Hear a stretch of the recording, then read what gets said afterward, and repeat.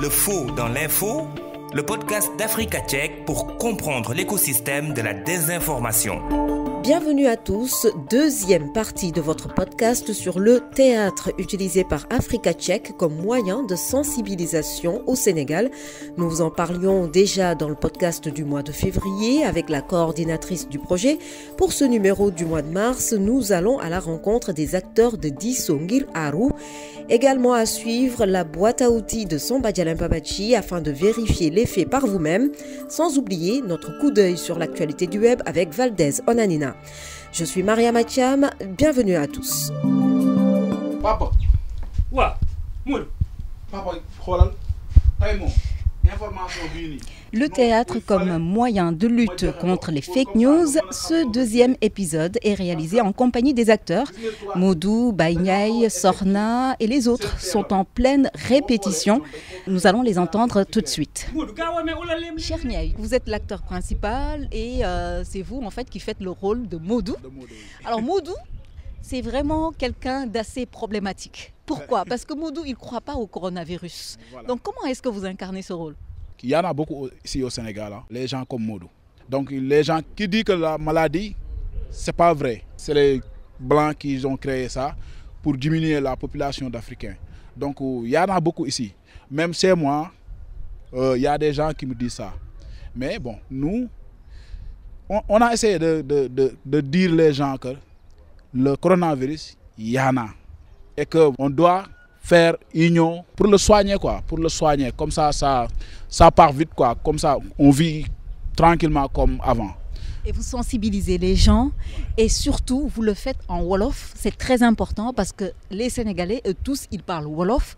Donc, quel est l'impact des pièces théâtrales que vous faites sur ceux qui écoutent cette émission? À travers le théâtre, bon, tu peux dire ce que tu voulais dire. Les gens te écoutent parce que c'est le théâtre. Parce que le théâtre, ça amène les gens à écouter.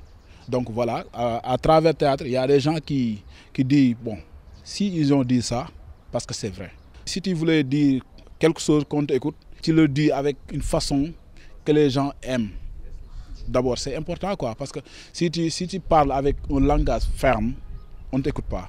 Mais si tu le parles avec ton sourire, comme ça, voilà, donc les gens t'écoutent. Bonjour Nabouf. Bonjour. Votre nom de scène, par contre, vous vous appelez Bigué dans la pièce théâtrale. Et Bigué, justement, c'est qui? Bigué, c'est un relais communautaire. Elle habite dans le quartier, c'est elle qui sensibilise les habitants du quartier. Et elle va toujours aller à la quête du savoir. Elle côtoie les médecins. Ce que les médecins disent sur le coronavirus, elle vient sensibiliser les habitants du quartier. Alors, en tant que Bigué, vous avez beaucoup de travail à faire parce qu'en face de vous, il y a un certain Cher, l'acteur principal, Modou. Donc, dans la vraie vie, son nom c'est Cher, qui apparemment, lui, ne croit pas du tout au coronavirus. Comment vous gérez ça? C'est un peu difficile avec Modou. Je ne sais pas où il trouve les informations parce que c'est un peu bizarre. Comment il peut dire que le coronavirus n'existe pas? Je vois que ça ne va pas dans sa tête. Le coronavirus, ça ravage tout le monde, ici au Sénégal et partout dans le monde. Là, je dois être face à Modou pour combattre les fausses informations qu'il annonce dans le quartier. Maman, assalamu alaikum. Salam. Alors, je dis maman parce que vous incarnez dans la pièce de théâtre Mère Fanta, la maman de l'acteur principal, Modou. Modou ne croit pas en l'existence du coronavirus. Vous, parfois, vous croyez, parfois, vous ne croyez pas. Donc, expliquez-nous votre rôle dans la pièce théâtrale. Comme Modou, c'est ma dame là. Modou est mon fils, tout comme d'autres personnages de la pièce. Quand Modou arrive, je m'occupe de lui, j'échange avec lui. Cela n'empêche, je crois en ce que je crois et je garde mes positions. Et j'essaie aussi de le convaincre afin qu'il croie en l'existence du coronavirus. Mais vous savez, Modou est très têtu. Il perd ainsi des opportunités de travail et autres, parce qu'il ne croit pas du tout en la vaccination. Il devait voyager, mais n'a pas pu le faire, parce que justement, il ne croit pas en la vaccination. Alors, il est venu à la maison, rempli de colère. Moi, en tant que maman, dans la pièce théâtrale, j'ai discuté avec lui et je l'ai soulagé également. Le faux dans l'info, décryptage. Nous sommes avec Kodouloum, qui est la présentatrice de l'émission Diso Ngir Arou sur la radio Oxygène FM. Kodou, bonjour. Bonjour. Merci d'avoir accepté cette invitation. Alors, l'enregistrement de la pièce théâtrale Diso Ngir Arou se poursuit ici et vous êtes là pour superviser tout cela. Mais vous êtes surtout chargé justement de faire l'émission. Et à travers votre émission, c'est par étapes parce que vous mettez d'abord la pièce théâtrale et juste ensuite, après, vous ouvrez justement la parole aux auditeurs, mais également à vos invités. Alors, expliquez-nous un peu, vous, comment vous vous organisez aussi au sein de votre radio. L'organisation au sein de la radio suit un peu les critères qui sont fixés un peu par la pièce théâtrale. Nous procédons d'abord aux répétitions de ces sketchs. Ensuite, nous passons à l'enregistrement. Et chaque acteur sait à peu près ce qu'il va dire dans la pièce. Donc, ça se passe avec des rectifications parfois. Quand quelqu'un commet une erreur ou dit un mot qu'il ne faut pas, parce qu'il faut comprendre également que ce théâtre radiophonique a pour objectif de déconstruire les fake news. Donc on s'organise, on essaie de voir le mot qu'il faut pour permettre à l'auditeur de comprendre qu'effectivement, à travers chaque message, chaque scène, il y a une fausse information qui est véhiculée. Maintenant, en discuter, mais donner aux auditeurs également la possibilité de comprendre les conséquences qui ressortent de ces fausses informations. C'est l'objectif. Et à travers l'émission, les auditeurs qui appellent également ont la chance de parler directement aux acteurs. Justement, est-ce que vous pouvez nous dire, depuis que ça a commencé, quels sont les impacts que vous avez constatés justement dans la zone, à Pikine, où vous diffusez ? Il faut reconnaître que ces fausses informations nous viennent de partout. Toute personne détenant un smartphone reçoit de fausses informations et nous ressentons l'impact de ces émissions qui déjà intéressent les communautés qui participent aux émissions en appelant, en discutant avec les acteurs. Ça dépend du thème. Aujourd'hui, c'est Covid et respiration. Parfois, c'est Covid et l'eau de mer parce que c'est beaucoup de messages que nous recevons souvent depuis l'apparition donc, du virus, de fausses informations. Et malheureusement, il y a des personnes qui y croient, ne sachant pas d'où vient cette information, la véracité, l'authenticité. En tout cas, on essaie à travers l'émission et avec la participation d'experts également qui essaient d'orienter, qui essaient d'apporter la bonne information, à conscientiser et à faire comprendre aux auditeurs que ce n'est pas toutes les informations que l'on reçoit à travers les téléphones qui sont de bonnes informations. Merci beaucoup à vous, Kodouloum. Je vous en prie, Mariam. Le projet Diso Ngir Arou comprenait discuter et échanger pour se protéger, permet donc d'expliquer et de différencier le vrai du faux, mais il offre ensuite aux auditeurs de la radio Oxygène d'interagir avec les acteurs et un invité. La coordinatrice du projet, Kumba Silla, nous en parle. Nous avons dans l'émission une sorte de procédé qu'on appelle touch tag. En fait, quand l'auditeur appelle, en général, d'abord, nous demandons aux auditeurs, ceux qui veulent intervenir dans l'émission, de se manifester via le compte WhatsApp d'Africa Tchèque. Donc, ils envoient un message au numéro WhatsApp d'Africa Tchèque et nous les rappelons, ils participent à l'émission. De cette manière, ils n'ont pas à épuiser leurs données mobiles ou leur crédit téléphonique pour être avec nous. Ça, c'est un aspect. Le deuxième aspect, il y a donc ce qu'on appelle le touch tag dans l'émission. Quand les auditeurs appellent, on leur explique le principe. Ils ont déjà écouté la pièce de théâtre et on leur demande s'il y a des parties dans cette pièce de théâtre, avec une partie dans cette pièce de théâtre, avec laquelle ils ne sont pas très à l'aise et s'ils aimeraient intervenir pour discuter avec le personnage qui leur semble le plus avoir besoin de discussion. Et donc, ils indiquent la partie dans laquelle ils veulent intervenir et avant de pouvoir leur donner la parole pour intervenir dans la pièce, ils doivent dire un mot-clé et le mot-clé que nous avons choisi, c'est « stop ».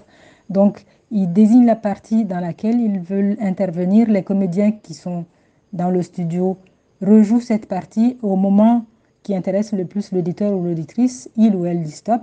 Et voilà, ils peuvent entrer dans la pièce comme ça, comme un des personnages de la pièce de théâtre. Il y en a qui refusent, certains auditeurs disent oui, mais moi je ne suis pas comédien, je ne vais pas jouer le rôle d'une personne dans la pièce. En fait, ce qui m'intéresse, c'est de parler directement à telle personne, je donne mon avis à telle personne. Ou un autre va dire mais moi je pense qu'il aurait fallu un personnage supplémentaire dans cette partie, et moi je vais faire ce personnage supplémentaire et je vais parler à telle et telle personne. Donc ça se passe comme ça, et c'est vraiment très intéressant. Il y a des auditeurs qui ont maintenant pris l'habitude d'appeler. Il y en a un par exemple, je pense qu'à chaque émission depuis qu'on a commencé, je pense qu'il se manifeste où il a dû se manifester par une ou deux émissions qu'il a dû rater pour des raisons de santé. Cet auditeur-là se manifeste à chaque fois, il s'appelle Massé Ndiaye. Et oui, il joue très bien le jeu. Et non, ça se passe, c'est très intéressant. Il y en a qui sont aussi brillants que les comédiens que nous avons. Les pièces de théâtre sont ce qu'on peut appeler un feuilleton radiophonique, mais on peut aussi parler de séries parce qu'il y a quelques numéros qui se font dans la continuité. Le personnage principal est Modou, qui est un danseur et qui ne croit pas à l'existence du Covid-19. Donc, il ne veut pas entendre parler de tests PCR, il ne croit pas au Covid-19 et il ne veut pas entendre parler de vaccin.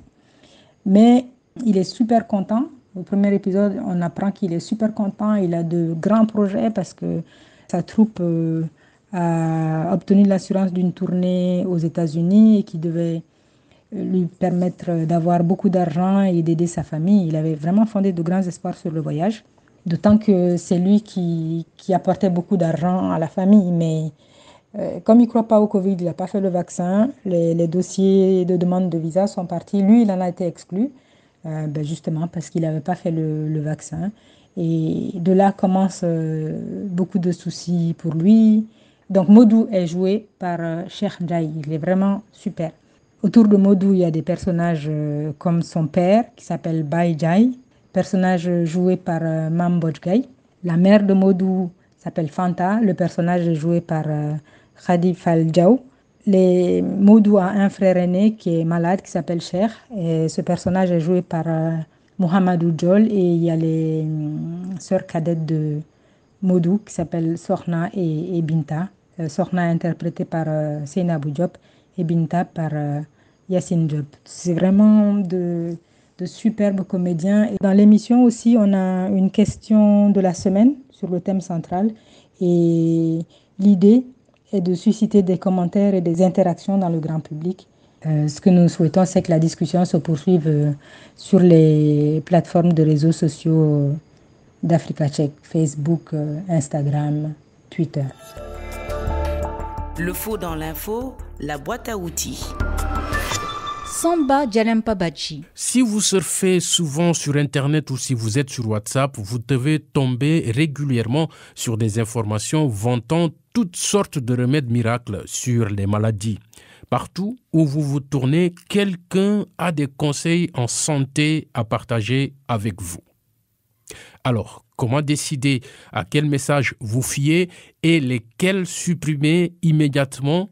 Voici nos conseils. Le faux dans l'info, la boîte à outils. Essayons d'abord de comprendre ce qu'est une fausse information sur la santé ou un conseil douteux en matière de santé. C'est un contenu faux ou trompeur sur une maladie, les remèdes et les traitements. C'est le conseil quotidien des remèdes alternatifs et des traitements à base de plantes que nous trouvons sur les réseaux sociaux et sur WhatsApp. Alors, qui crée ces informations? Parfois, ce sont des gens avec des motifs cachés qui veulent vendre des remèdes pour faire des profits. D'autres fois, comme pendant une crise, il y a beaucoup d'informations provenant des médias qui peuvent être difficiles à comprendre, comme la façon dont un virus se propage. De ce fait, les gens peuvent mal interpréter ces informations et les envoyer à leur famille et à leurs amis. Covid-19 est un exemple de crise qui devrait nous pousser à faire très attention quant à la source d'où nous obtenons nos informations pour éviter toute confusion. Pourquoi ce type d'information se propage-t-il si rapidement ? Nous avons tous besoin d'espoir dans la vie. Les messages qui prétendent guérir des maladies nous donnent de l'espoir et nous pensons que nous faisons ce qu'il faut en les transmettant à nos proches. Lorsque nous recevons des messages de groupes religieux et de pasteurs qui promettent de nous guérir, nous avons envie de les transmettre aux autres. Mais quand il s'agit de votre santé, de votre vie, vous ne pouvez pas prendre de risques. Les informations de santé douteuses sont dangereuses. Elles peuvent entraîner la mort et peuvent également interférer avec les stratégies officielles mises en place par des experts de la santé pour aider de nombreuses personnes. La prochaine fois que vous recevrez un message concernant un légume miracle ou un nouveau médicament, réfléchissez bien avant de dépenser votre argent ou de le transmettre. Demandez-vous toujours qui vous donne des informations sur votre santé. Est-ce vraiment un médecin ou quelqu'un qui prétend avoir des connaissances en matière de santé? Le faux dans l'info, quoi de neuf sur les réseaux sociaux? Valdez Onanina. Facebook dit poursuivre la lutte contre la désinformation sur sa plateforme et vient donc d'annoncer de nouvelles fonctionnalités pour les groupes. Cette fois, l'objectif étant d'améliorer la sécurité, réduire les risques de désinformation au sein des groupes Facebook et donc d'en assurer leur bonne gestion. Concrètement, le réseau social propose désormais aux administrateurs de refuser automatiquement des publications relayant de fausses informations, c'est-à-dire que les publications ayant été précédemment identifiées comme étant fausses par le réseau des organisations de fact-checking qui collaborent avec Facebook pour traquer les informations sur la plateforme. Et donc, ces publications-là seront automatiquement bloquées, ils ne seront donc pas publiées dans les groupes, à moins qu'un administrateur les valide manuellement. Une fonctionnalité qui devrait faire gagner du temps aux propriétaires de groupes dans leur processus de modération, tout en leur garantissant de lutter efficacement contre la désinformation. Autre mise à jour qui devrait intéresser les utilisateurs de Facebook, les administrateurs de groupes, c'est la fonction muet. Alors déjà disponible depuis 2020, Facebook a également annoncé le changement de cette fonction muet en fonction suspendre. C'est-à-dire que les utilisateurs suspendus ne peuvent plus publier, commenter, réagir, participer à un chat, ni créer ou entrer dans une salle du groupe. Et ce, aussi longtemps que l'administrateur le souhaiterait. C'est ce qu'a expliqué la vice-présidente des communautés chez Facebook. De plus, Facebook propose désormais aux administrateurs de groupes de prédéterminer des critères pour approuver ou refuser automatiquement les demandes des internautes qui souhaitent rejoindre le groupe. C'est-à-dire leur âge, le lieu où ces personnes se trouvent, le nombre d'amis présents dans le groupe, les réponses aux questions d'adhésion, etc., etc. Et si ces nouvelles fonctionnalités semblent mineures de prime abord, elles peuvent toutefois être vraiment efficaces pour les administrateurs et les modérateurs des groupes, aussi bien dans la lutte contre la désinformation que dans le développement des communautés. Et Mariama, nul besoin de dire encore la nécessité de lutter contre la désinformation.